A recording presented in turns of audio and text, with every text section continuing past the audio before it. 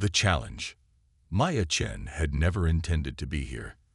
The massive viewing platforms of Station Omega-7 stretched out like metallic pedals around the central arena, each one packed with beings from across the known galaxy.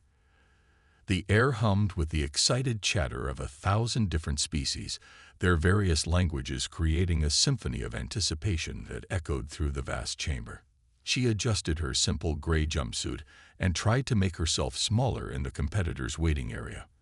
Around her, warriors that belonged in nightmares prepared for battle. There was Vexthar, whose 4 arms ended in natural bone blades that could cut through starship hull plating. His purple skin rippled with muscle, and each of his movements sent smaller competitors stepping back. Near the energy barrier stood Zilnith the Unbreakable, a silicon-based life form whose crystalline body could withstand direct hits from military-grade plasma cannons. And then there was Kethvar the Destroyer. Even among these titans, Kethvar commanded attention.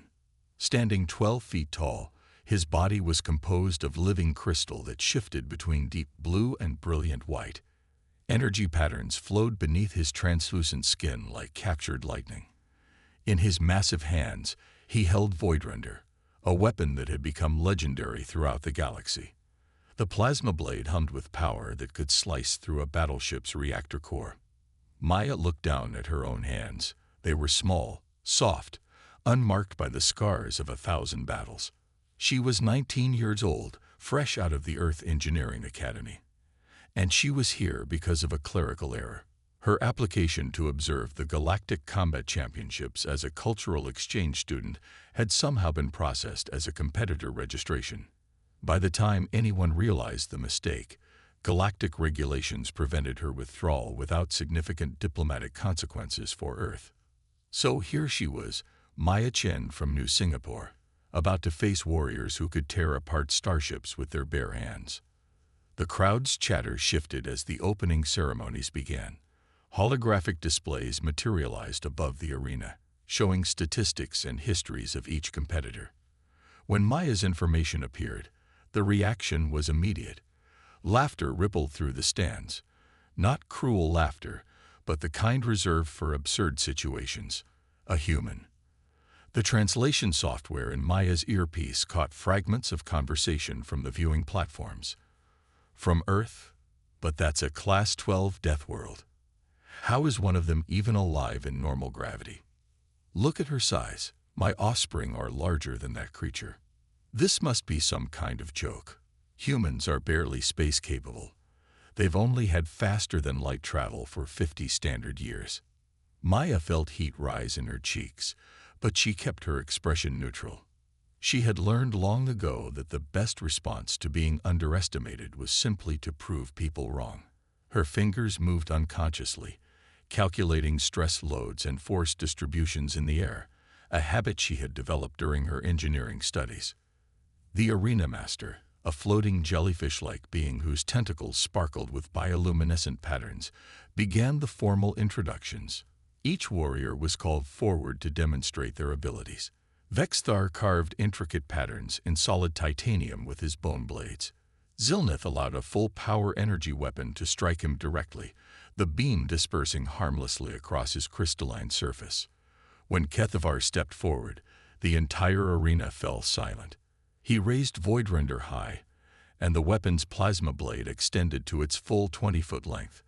The energy field was so intense that nearby metal began to glow from residual heat. With a single swing, he cleaved through a reinforced durasteel pillar that was meant to be unbreakable.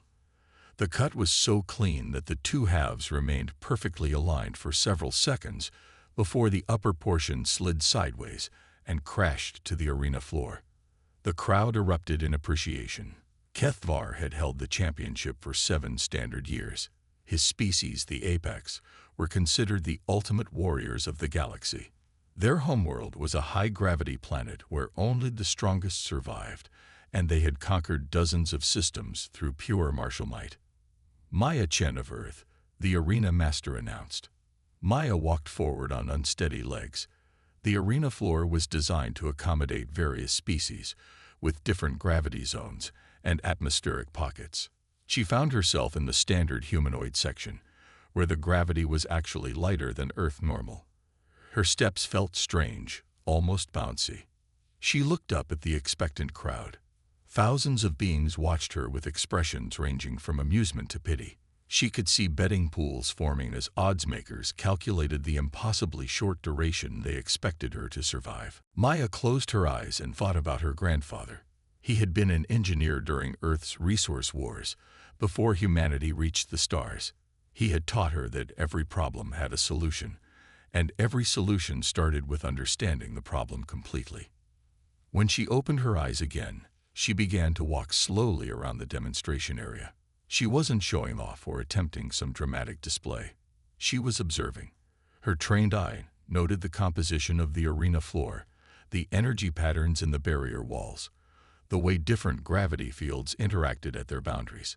She examined the debris from Kethvar's demonstration, noting the crystalline structure of the cut surfaces and the residual energy patterns.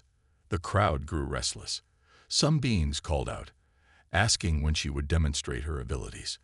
Others suggested that perhaps she was too frightened to perform. Maya ignored them all.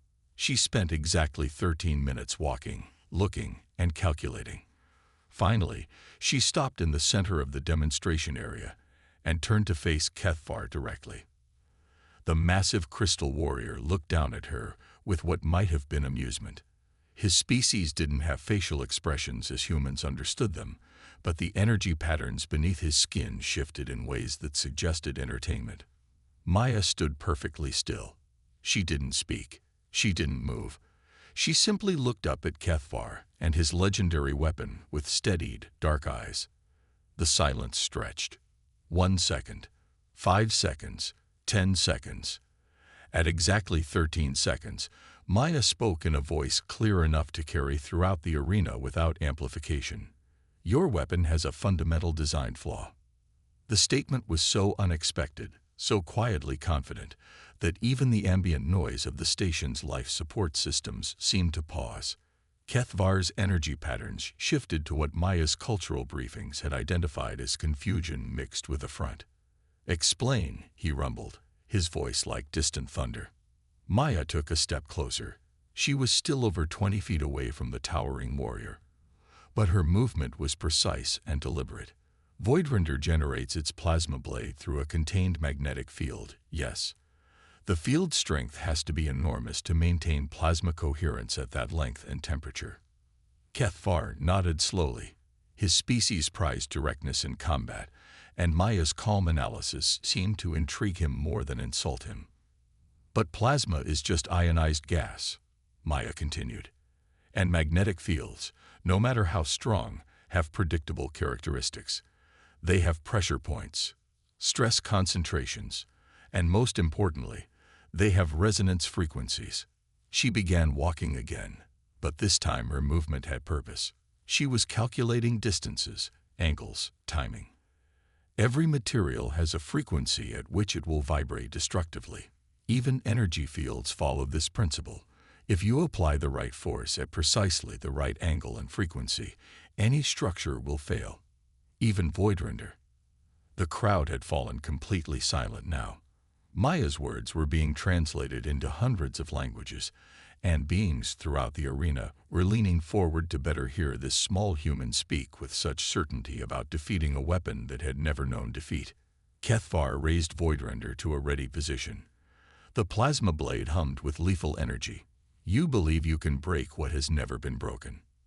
Maya looked up at him, and for the first time since arriving at the arena, she smiled. It was not a cruel smile or a mocking one. It was the smile of someone who had just solved a particularly interesting equation. "I don't believe it," she said softly. "I know it, because I'm from a death world, and on death worlds, everything is about understanding forces and using them efficiently. We don't have the luxury of overwhelming power. We have to be smart." She raised her hand, and the arena's safety systems activated a personal energy shield around her. It was a standard precaution, designed to protect competitors from accidental contact with lethal weapons during demonstrations. "Whenever you're ready," Maya said. Kethvar studied her for a long moment. Then, with the fluid grace of a master warrior, He began his attack sequence. The plasma blade carved through the air with devastating precision, following the same pattern that had defeated countless opponents. It was a strike designed to test an opponent's defenses without immediately killing them, a professional courtesy among arena competitors. Maya didn't dodge. She didn't block.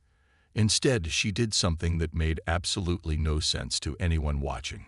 She stepped forward, directly into the weapon's path, and extended her right hand with 2 fingers pointed upward in a precise position. The energy shield around her flickered and sparked as Voidrender's plasma blade approached her fingers. At the exact moment of contact, Maya made a small, sharp movement with her wrist. The sound that followed would be remembered throughout the galaxy for generations to come. It wasn't the expected hiss of plasma against energy shielding.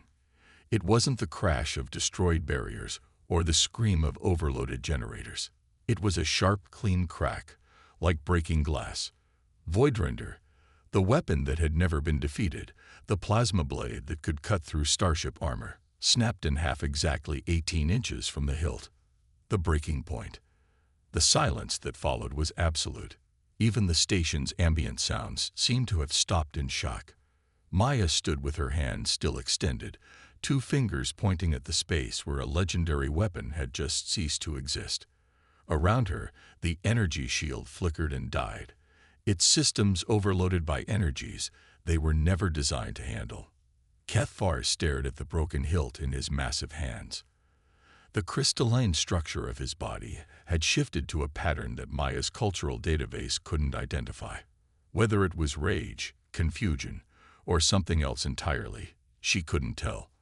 The remaining plasma energy dissipated into harmless light, leaving only the metallic housing that had once contained the galaxy's most feared weapon.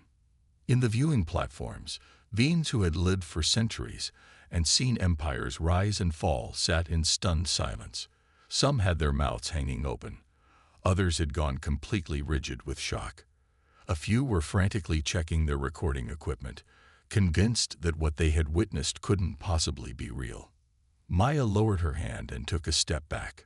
Her heart was pounding, and she could feel sweat beading on her forehead, but her voice remained steady.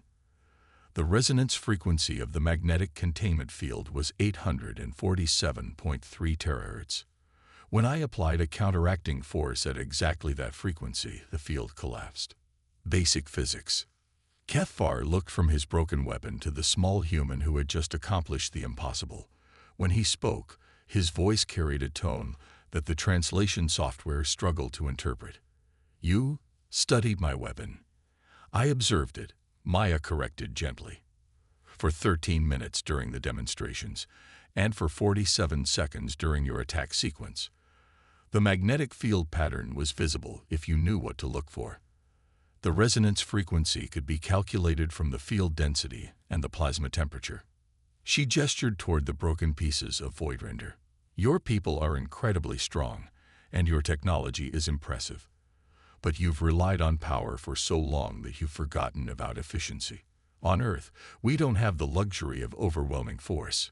We have to find the weak points." A low murmur began to spread through the crowd as the full implications of what they had witnessed began to sink in. This wasn't just about one weapon or one warrior. This was about fundamental assumptions that every spacefaring civilization had made about humans and their place in the galactic hierarchy. Cathvar slowly set down the broken hilt of his weapon. When he straightened to his full height, the energy patterns in his crystalline body had shifted to something that Maya recognized from her briefings as respect. "You are a warrior after all, Maya Chen of Earth." Maya shook her head. "I'm an engineer. I solve problems. Usually they involve designing better water recycling systems or calculating optimal cargo loads for transport ships. This was just a different kind of problem." She looked up at the viewing platforms where thousands of beings watched her with new eyes.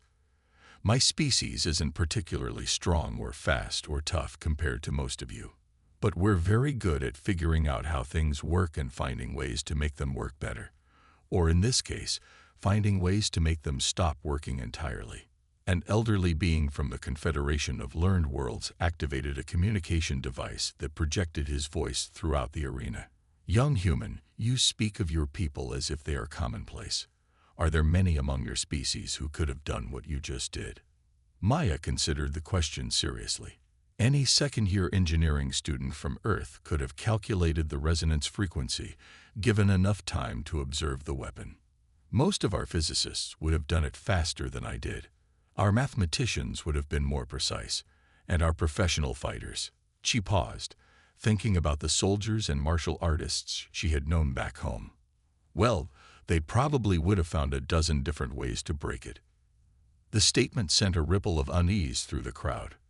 For millennia, the galaxy had operated under the assumption that humans were a minor species from a backwater world, barely worthy of notice. They had been granted membership in the Galactic Council more out of politeness than respect, and most established civilizations viewed them as curiosities at best. Now, this small human was casually suggesting that what she had just accomplished was routine by her species' standards. Kethvar picked up the broken pieces of his weapon, examining them with newfound interest. The crystal matrix of my blade is grown over centuries. Each layer is aligned to specific energy frequencies. How did you know that striking at that precise angle would cause a cascade failure? Maya smiled. We have a saying on Earth, everything breaks if you hit it in the right place. Your weapon was incredibly sophisticated, but it was still bound by the same physical laws that govern everything else in the universe. The stronger and more complex something is, the more precisely you can predict how it will fail. She walked over to the debris from the earlier demonstration and picked up a piece of the durasteel that Kethvar had cut through. This metal, for instance, your weapon cut through it easily because you applied force along its weakest axis. But if I wanted to break it without a plasma blade? She examined the metal for a moment, then placed it against one of the arena's structural supports. With a sharp, precisely placed impact from her elbow, the metal cracked along a stress line that had been invisible until that moment. The crowd gasped again. Maya had just damaged durasteel, a material considered unbreakable by most species, using nothing but her own body and an understanding of material science. Humans call our homeworld a death world. Maya continued, setting down the cracked metal. Most species see that as a disadvantage. Everything on Earth is trying to kill everything else, so we had to become very good at finding weaknesses and exploiting them efficiently. We learned to use leverage instead of strength, precision instead of power, and knowledge instead of brute force. She looked around the arena, meeting the eyes of beings who had minutes before considered her insignificant. We didn't develop the strongest weapons or the most powerful ships. We developed the most effective ones. There's a difference. A representative from the hegemony of Apex Worlds, the same species as Kethvar, activated a communication array. His translated voice carried the formal cadences of military authority. Human, your demonstration has been illuminating. Perhaps it is time for the galaxy to reassess our understanding of your species' capabilities. Maya nodded politely. That's very kind of you to say. But I should probably mention that I'm not actually supposed to be here. This was all a paperwork error. I'm supposed to be observing, not competing. The statement might have been intended to diffuse tension, but it had the opposite effect. If Maya was here by accident, if she was a student rather than a trained warrior, if this was casual demonstration rather than her best effort, then what did that say about the rest of humanity? The arena master's bioluminescent patterns shifted to what Maya had learned indicated extreme agitation. You are saying that your participation in these games was unintentional. Completely, Maya confirmed. I applied to audit some cultural exchange courses. Someone in the registration office must have checked the wrong box. I found out I was registered as a competitor when I arrived at the station this morning. Kethvar began to laugh. It was a sound like wind chimes made of crystal, beautiful and utterly alien. A student, an engineer, here by mistake. He shook his head, still chuckling. And she casually destroys a weapon that has never known defeat. Maya looked up at him with concern. I hope I haven't caused any diplomatic problems. Earth's membership in the Galactic Council is still pretty new, and I'd hate to think I'd made things awkward for our ambassadors." The crowd erupted. Some beings were laughing, others were frantically making notes or recordings. A few looked genuinely frightened. The implications were staggering. If this was what an accidental human participant could accomplish, what would happen if Earth ever decided to take galactic affairs seriously? Over the following hours, as news of the demonstration spread throughout the galaxy, emergency sessions were called in dozens of governmental bodies. Trade agreements were reviewed. Defense strategies were reassessed. Long-term diplomatic policies regarding Earth were hastily revised. Maya, meanwhile, returned to her original plan of observing the rest of the competition. She took careful notes on the various combat techniques and weapon technologies, finding them fascinating from an engineering perspective. When approached by reporters and officials, she answered their questions politely and thoroughly, often providing detailed technical explanations that were far more troubling than any boast or threat could have been. By the time the competition ended 3 days later, Maya had inadvertently sparked what historians would later call the Great Reassessment. Every major power in the galaxy began quietly investigating Earth's actual technological and military capabilities. What they found both impressed and terrified them. Earth's ships were indeed smaller and less powerful than those of established civilizations, but they were also more efficient, more precise, and far more adaptable. Human weapons were often less destructive than galactic standards, but they were invariably more reliable and easier to maintain. Human defensive systems prioritized redirection and absorption over raw strength, making them surprisingly effective against conventional attacks. Most importantly, human thinking was fundamentally different. Where other species developed solutions through power and force, humans had spent millennia learning to accomplish more with less. They were natural engineers, instinctive problem solvers, and their approach to challenges was unlike anything the galaxy had encountered. As Maya prepared to return to Earth, she was approached one final time by Kethvar. The massive warrior had spent the last 3 days studying the broken pieces of his weapon, and his understanding of human capabilities had evolved considerably. "Maya Chen of Earth," he said formally, "I have a request." Maya looked up at him curiously. "Of course. What can I do for you?" Kethvar held out the fragments of Voidrender. "Would it be possible for you to teach me how you saw what I could not? How you found the weakness that I had never considered?" Maya smiled and accepted the broken weapon. "I'd be happy to. But it's not really about seeing weaknesses. It's about understanding that everything has them. The stronger something appears, the more precisely you can predict how it will break. It's just physics." She handed the pieces back to him. "If you're ever near Earth, look me up. I'll be back at the Engineering Academy, probably working on some boring infrastructure project. But I'd be glad to show you how we approach problems differently." As her transport ship departed Station Omega-7, Maya looked back at the arena where she had accidentally changed the course of galactic history. She pulled out her datapad and began working on her trip report, trying to figure out how to explain to her professors that her cultural observation assignment had somehow resulted in a fundamental shift in interspecies relations. In the end, she decided to keep it simple. Assignment completed successfully. Recommend increased cultural exchange programs. Humans have more to offer the galaxy than previously assumed. She never mentioned that she had just single-handedly redefined humanity's place among the stars, or that her demonstration of basic engineering principles would be studied and analyzed by alien military strategists for decades to come. After all, she was just an engineer, and engineers solved problems. That's what they did.